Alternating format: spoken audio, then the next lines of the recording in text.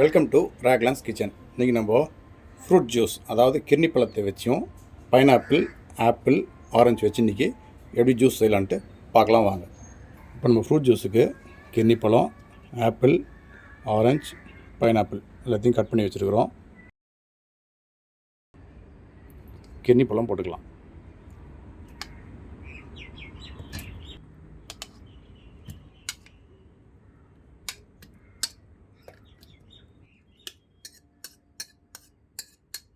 Cut பண்ண apple piece போட்டுடலாம்.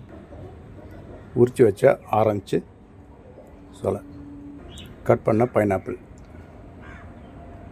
சர்க்கரை தேவையான அளவு போட்டுக்கலாம்.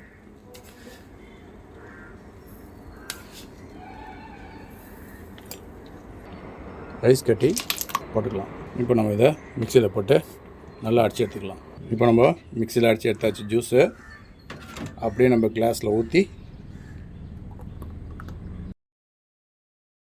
குடிக்க வேண்டியதான். வாங்க ஜூஸ் குடிக்கலாம்.